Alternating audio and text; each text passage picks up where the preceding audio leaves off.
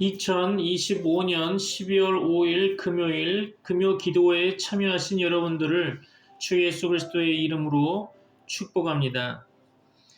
오늘 본문의 말씀은 유다서 11절로 13절 말씀으로 교회 안의 암초들이라는 제목으로 하나님의 말씀을 증거하고자 합니다. 오늘 말씀을 통해 하나님의 놀라운 은혜를 경험하시는 여러분들이 되시길 주 예수 그리스도의 이름으로 축원합니다. 오늘 본문의 말씀 유다서 11절로 13절 말씀 다 같이 읽어보겠습니다. 다 같이 합독하겠습니다. 유다서 11절로 13절입니다. 화 있을진저 이 사람들이여 가인의 길에 행하였으며 삭슬 위하여 발람의 어그러진 길로 몰려갔으며 고라의 패역을 따라 멸망을 받았도다. 그들은 기탄 없이 너희와 함께 먹으니 너희의 애찬의 암초여 자기 몸만 기르는 목자여 바람에 불려가는 물 없는 구름이요 죽고 또 죽어 뿌리까지 뽑힌 열매 없는 가을나무요 자기 수치의 거품을 뿜는 바다의 거친 물결이요 영원히 예비된 캄캄한 흑암으로 돌아갈 유리하는 별들이라. 아멘. 12월의 추운 일기가 우리의 몸과 마음을 고통스럽게 합니다. 이 시간에도 추운 일기로 인해서 고통받는 우리 주변의 사람들을 보았으면 합니다. 이 시간 예배 가운데 주님의 임재가 경험되어지는 시간 되기를 소망하며 참여하신 모든 분들을 축복합니다. 우리가 일상에서 가장 경계해야 하는 위험은 항상 겉으로 드러나 있는 것이 아니라 숨겨진 곳에 있습니다. 몇 해 전 어떤 배가 평온한 바다를 항해하고 있었습니다. 바람도 잔잔하고 파도도 낮았기 때문에 선원들은 아무런 위험을 느끼지 못했죠. 그런데 갑자기 배가 크게 흔들리며 멈춰 서버렸습니다. 그들은 그 아래에 육안으로는 보이지 않는 암초가 있다는 것을 알지 못했죠. 수면 외에는 아무것도 보이지 않았지만 그 아래에는 배를 찢어버릴 위험이 도사리고 있었던 것입니다. 우리의 신앙도 이와 같습니다. 겉으로는 멀쩡해 보이지만 보이지 않는 곳에서 우리의 믿음을 흔들고 교회를 무너뜨릴 위험이 존재할 수 있다는 것을 늘 생각하시기 바랍니다. 오늘 우리가 함께 보게 될 유다서는 예수님의 동생 유다가 교회 성도들에게 보낸 짧지만 매우 강렬한 편지입니다.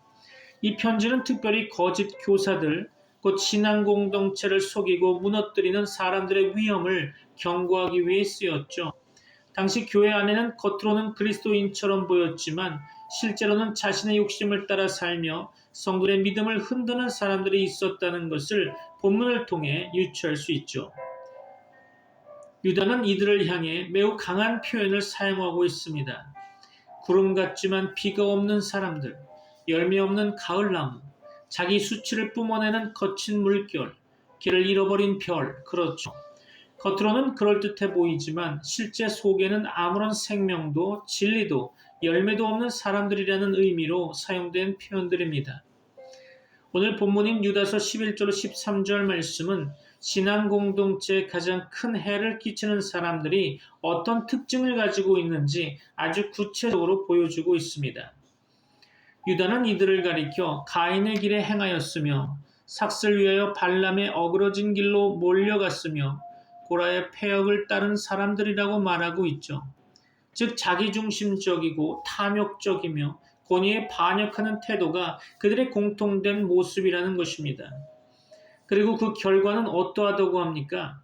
비 없는 구름처럼 열매 없는 나무처럼 결국 하나님께 아무런 기쁨도 드리지 못하는 삶이 되어 있다는 거죠.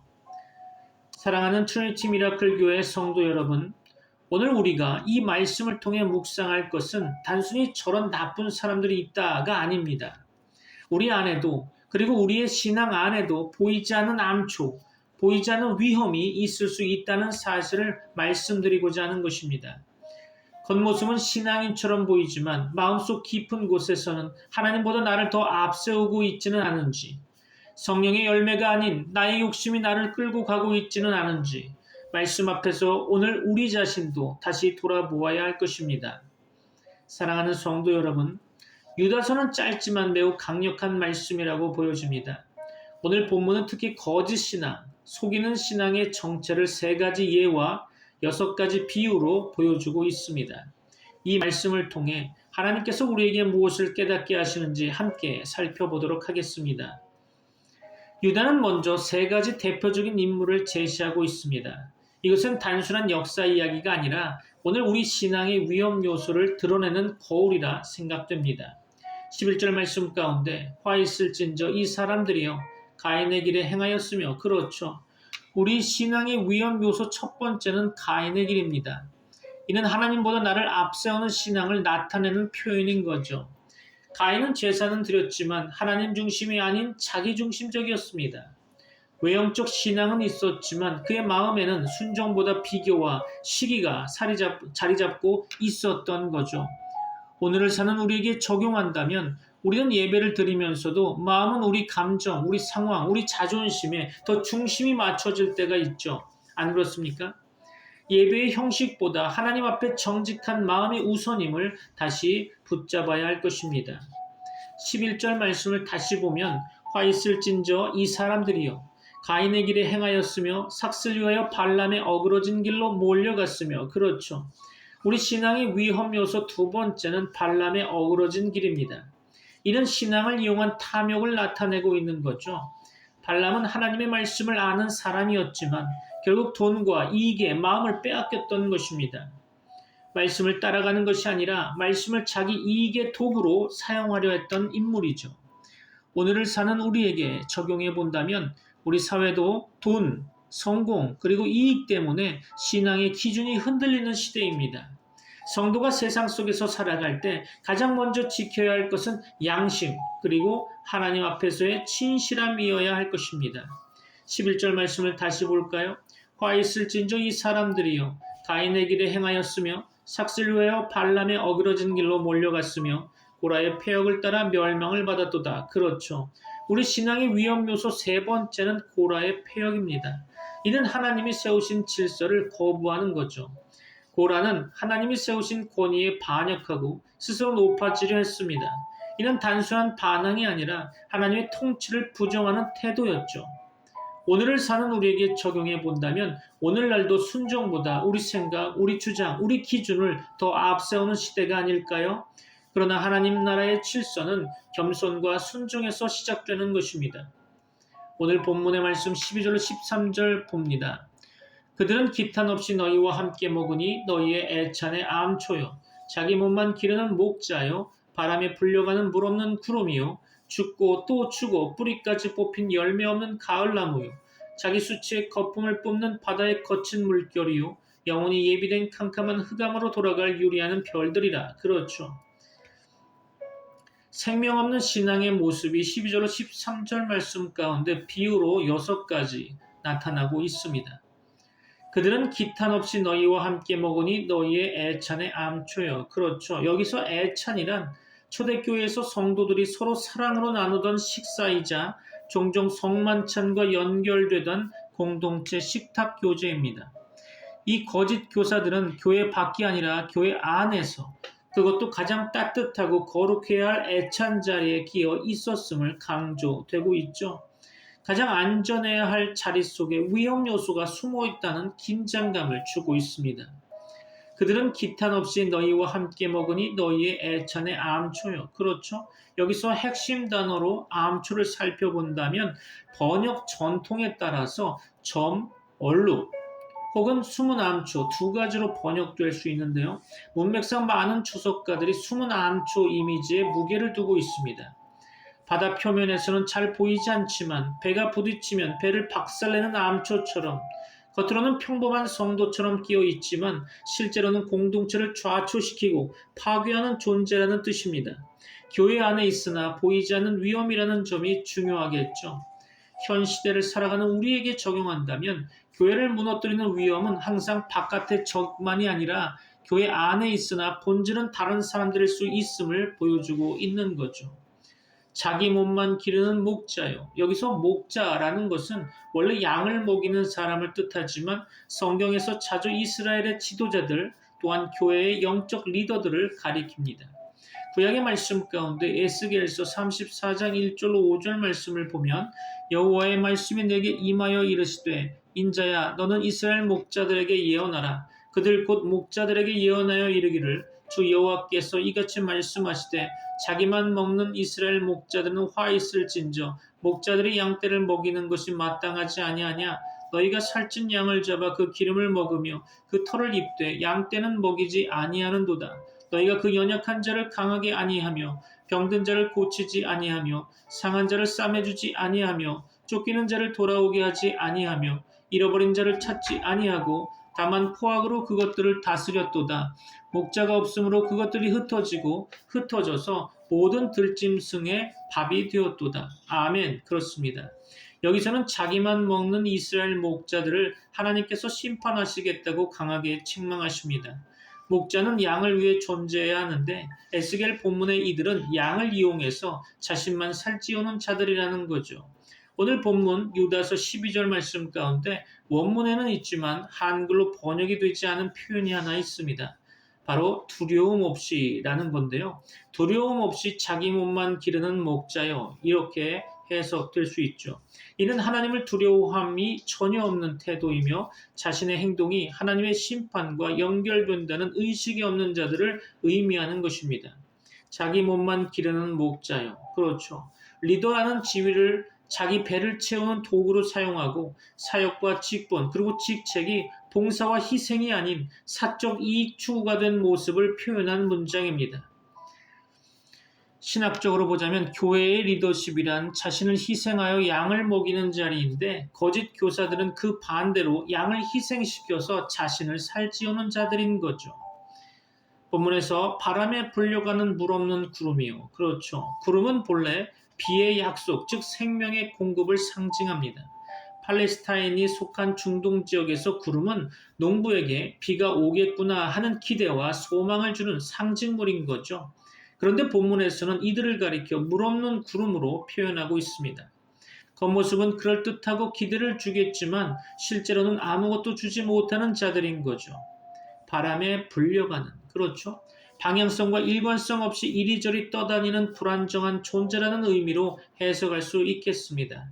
교리적으로도 삶에서도 복음의 진리 위에 서 있지 못하고 기회와 유행, 자기 욕심에 따라 흔들리는 자들을 상징하고 있습니다. 영적 의미로 설교, 가르침, 리더십이 생명과 은혜를 공급하지 못하는 허상이 될 수 있음을 경고하는 거겠죠. 말은 풍성한 것 같지만 성령의 생수와 진리의 능력이 부재한 모습이라 볼 수 있을 것입니다. 본문에서 언급한 바 죽고 또 주고 뿌리까지 뽑힌 열매 없는 가을나무요. 그렇죠. 여기서 가을은 성경 세계에서는 추수와 열매를 거두는 계절을 나타내는 계절이죠. 봄, 여름 내내 자라왔던 나무가 마침내 열매를 보여줘야 할 때라는 것입니다. 그런데 그들은 열매가 없다라는 것을 본문은 말하고 있죠. 시간이 충분히 지나는데도 불구하고 신앙의 열매, 즉 거룩과 사랑, 순종 이것이 보이지 않는 상태라는 거죠. 이어지는 표현이 더 강하게 느껴집니다. 죽고 또 주고 그렇죠. 이는 두 가지로 해석할 수 있는데요. 첫 번째 해석으로는 자연적으로 죽은 나무라는 것입니다. 심판으로 뿌리째 뽑힌 상태까지 되어 회복 불가능한 상태라는 거죠. 두 번째 해석으로는 이미 영적으로 죽었다는 것입니다. 종말의 심판으로 둘째 사망, 즉 계시록 20장에 언급된 둘째 사망을 맞게 될 운명이라는 거죠. 본문에서 뿌리까지 뽑힌 이 의미는 더 이상 소망이 없는 최종적 심판 상태를 상징하는 것입니다. 포도나무나 무화과 나무의 비유처럼 열매 없는 나무에 대한 하나님의 결단을 떠올리게 하죠. 거짓 교사들은 단지 조금 부족한 신자가 아니라 본질적으로 생명이 없는 나무, 그리고 하나님에 의해 뽑혀버릴 운명이라는 것을 본문은 강조하고 있습니다. 유다서 13절 말씀을 보면 자기 수치의 거품을 뿜는 바다의 거친 물결이요 영원히 예비된 캄캄한 흑암으로 돌아갈 유리하는 별들이라. 그렇죠. 이들의 내면과 최종 운명을 바다와 별의 이미지로 묘사하고 있습니다. 원문을 대략적으로 해석해 보면 자기 수치를 거품처럼 내뿜는 바다의 사나운 물결이요 길 잃은 별들인데 그들에게는 영원토록 깜깜한 어둠이 예비되어 있다라고 할 수 있겠죠. 본문에서 자기 수치의 거품을 뿜는 바다의 거친 물결, 여기서 바다의 거친 물결의 이미지는 구약에서 종종 혼돈과 불안 그리고 악의 세력을 상징하곤 합니다. 이사야 57장 20절 말씀 가운데 그러나 악인은 평온함을 얻지 못하고 그물이 진흙과 더러운 것을 늘 솟구쳐내는 요동하는 바다와 같으니라. 그렇죠. 오늘 본문 유다서 13절 말씀 가운데 거품을 뿜는 이 표현은 바다가 치고 부서질 때 더러운 찌꺼기와 거품이 해변에 밀려오는 모습을 연상케 합니다. 거짓 교사들의 삶과 가르침이 결국 자기 수치, 더러운 부끄러움을 드러내게 됨을 의미하는 거죠. 겉으로는 번지르해 보여도 실제로는 속에 있는 죄와 추함이 분출되고 있는 상태인 것입니다. 죄와 거짓은 언젠가는 겉으로 드러나게 되어 있다는 메시지를 오늘 본문은 우리에게 주고 있는 것입니다. 거짓된 교훈과 방탕한 삶의 결과는 아름다움이 아니라 수치와 더러움의 폭로인 거죠. 본문에서 영원히 예비된 캄캄한 흑암으로 돌아갈 유리하는 별들, 그렇죠. 고대 천문학에서 별들은 하늘에서 규칙적인 궤도를 따라 움직이는 존재로 인식되었고요. 그와 달리 방황하는 별은 질서에서 이탈한 존재로 여겨졌죠. 여기서 유리하는 별들이라는 이 비유는 진리의 궤도에서 벗어난 교사들, 사람들을 길에서 벗어나게 만들 위험한 인도자라는 의미를 가지고 있는 거죠. 원래 별은 종종 지도, 방향 지시를 할 때 기준이 됩니다. 항의자들이 별을 보고 길을 찾듯이 교사와 리더는 성도들의 영적 길잡이가 되어야 한다는 거죠. 그러나 이들은 스스로 길을 잃은 별이기 때문에 그들을 따라가는 사람들까지 함께 미혹과 멸망으로 이끌게 되는 것입니다. 본문에서 영원히 예비된 캄캄한 흑암으로 라는 표현이 있죠.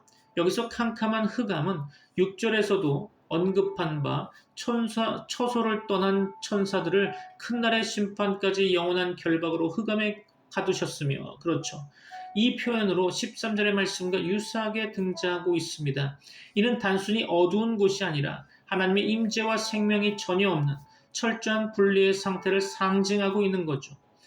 본문에서 언급한 바 영원히 예비된, 그렇죠. 이들의 심판은 이미 하나님의 계획 안에서 확정된 것이라는 뉘앙스로 회개 없이 계속 이런 길을 갈 경우 영원한 멸망과 분리 외에 다른 결말은 없음을 강조하고 있는 것입니다.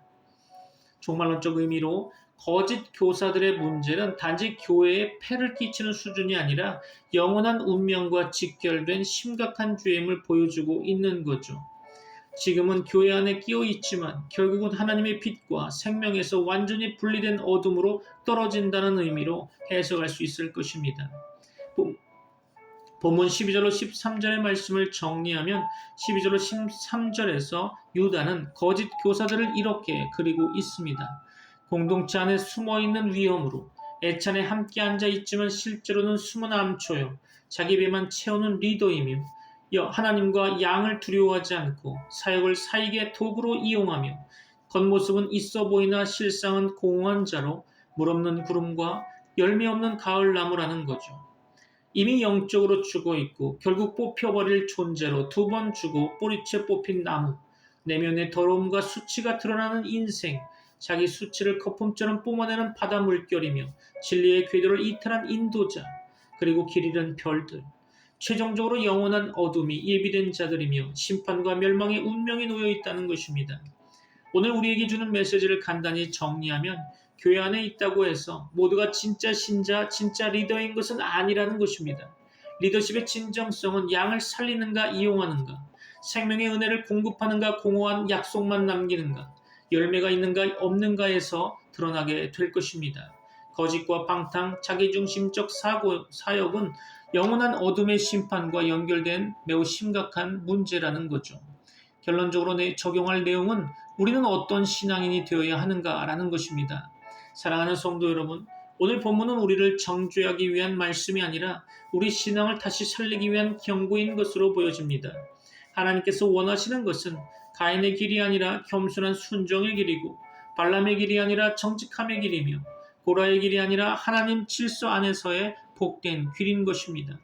그리고 우리 삶이 비없는 구름이 아니라 생수의 강이 흐르는 신앙으로, 열매 없는 나무가 아니라 성령의 열매가 맺히는 신앙으로, 거품 같은 물결이 아니라 겸손한 삶으로, 길 잃은 별이 아니라 빛을 비추는 하나님의 사람이 되기를 바라는 것이죠.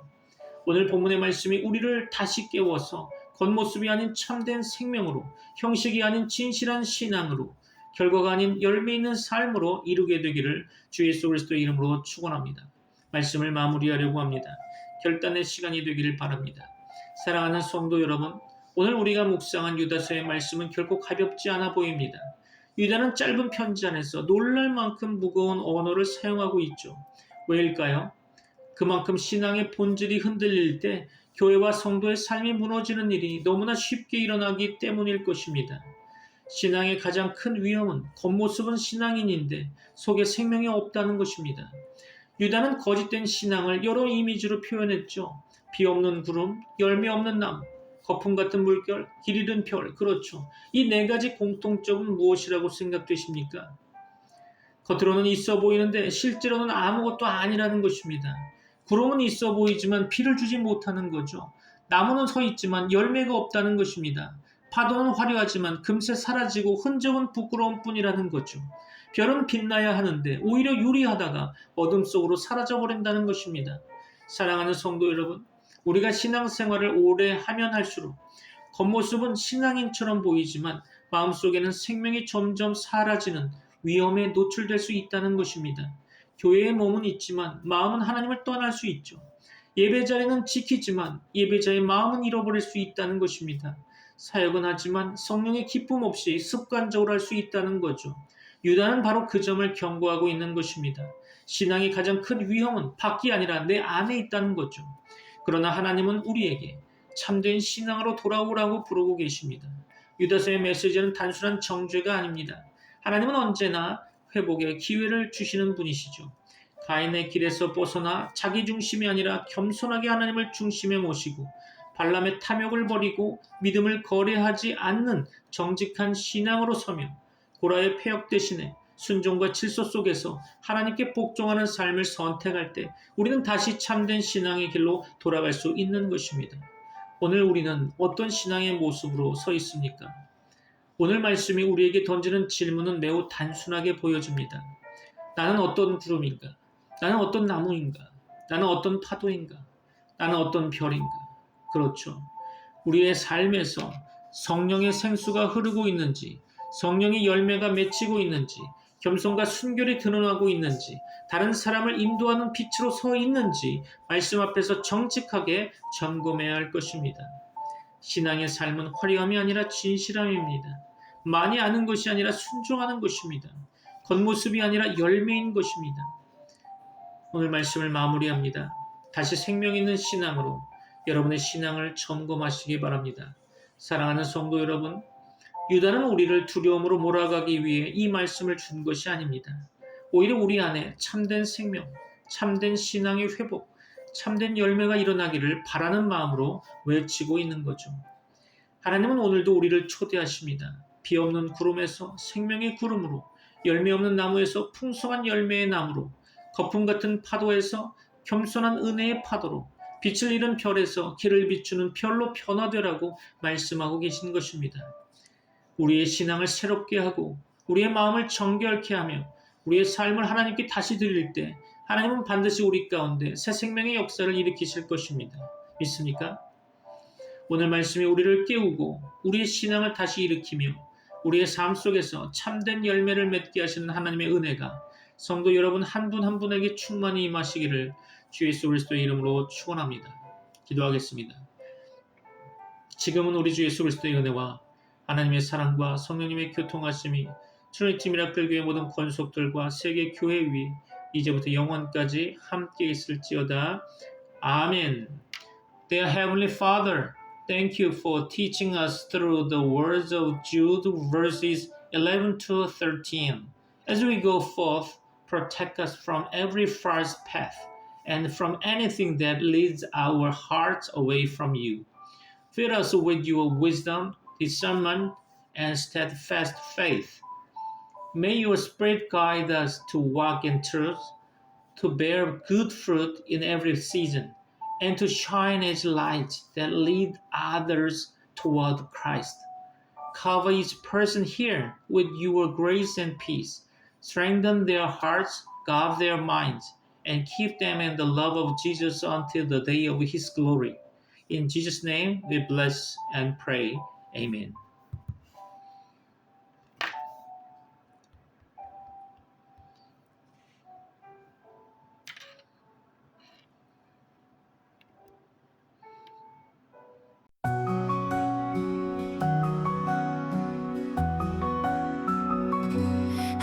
하늘에 계신 우리 아버지, 주 이름 거룩히 여김 받으사 주의 나라 임하시며 주의 뜻 이루어지리.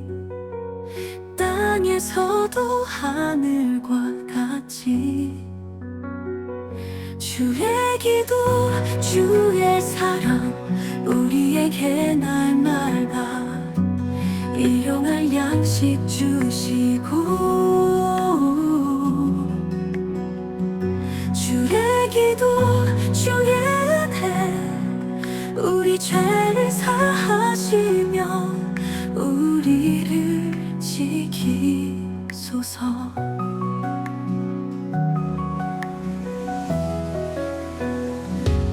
우리를 시험 들게 마시고 악에서 구원하소서. 나라와 권세와 영광이 영원히 아버지의 거다매. 주의 기도 주의 사랑 우리에게 날마다 일용할 양식 주시고, 주의 기도 주의 은혜 우리 죄를 사하시며 우리를 지키소서.